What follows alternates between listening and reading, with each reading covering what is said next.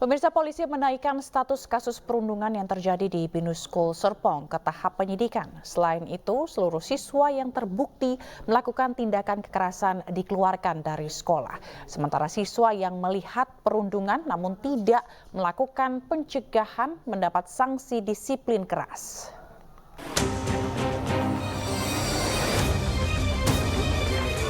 Usai memeriksa korban dan sejumlah saksi, polisi menaikkan status kasus perundungan yang terjadi di Binus School Serpong ke tahap penyidikan.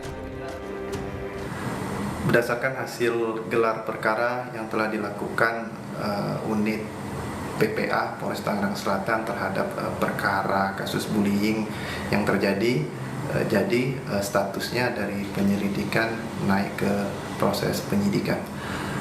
Tentunya sudah diagendakan oleh penyidik, tetapi berkaitan dengan kapannya nanti akan diupdate selanjutnya.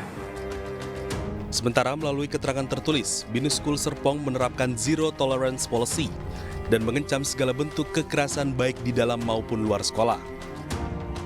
Pihak sekolah juga telah menginvestigasi intensif.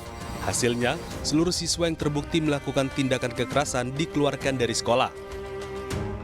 Sedangkan siswa yang diketahui menyaksikan kejadian tersebut tetapi tidak melakukan tindakan pertolongan atau pencegahan juga ikut mendapat sanksi disiplin keras. Komisi Perlindungan Anak Indonesia menyatakan akan mengawal perundungan terhadap korban dan pelaku.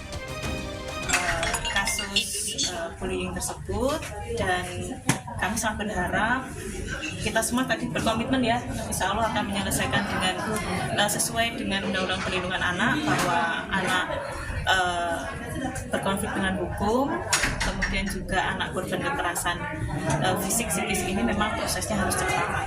Kemudian juga seperti di pasal 59, anak juga harus tetap mendapatkan perlindungan hukum, kemudian pendampingan psikososial dan juga bantuan sosial. Psikolog klinis forensik Cassandra Putranto menerangkan, kasus perundungan yang dilakukan dan dialami oleh anak-anak yang sudah masuk dalam ranah pidana tidak bisa dianggap sebagai kenakalan remaja biasa. Kalau memang sudah ada kejadian tindak pidana, kita tidak bisa menyatakan ini sebagai sebuah kenakalan remaja biasa ya. Karena kan berarti sudah melibatkan kepolisian dan tentu saja sudah ada proses pemeriksaan dan bahkan kita dengar tadi sudah naik ke tahap penyidikan.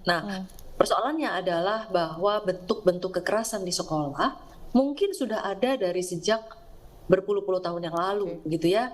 Dari sejak tahun 80-an itu juga sudah ada, tetapi bentuknya berbeda-beda dan alasannya juga berbeda-beda. Nah, tentu sekali lagi diperlukan peran serta tidak hanya orang tua, guru, bahkan mungkin bisa melibatkan alumni supaya bisa membuat hal ini tidak terjadi. Akibat perundungan yang dilakukan oleh kakak kelas, korban menjalani perawatan intensif di rumah sakit karena menderita luka bakar dan memar. Tim Liputan iNews melaporkan.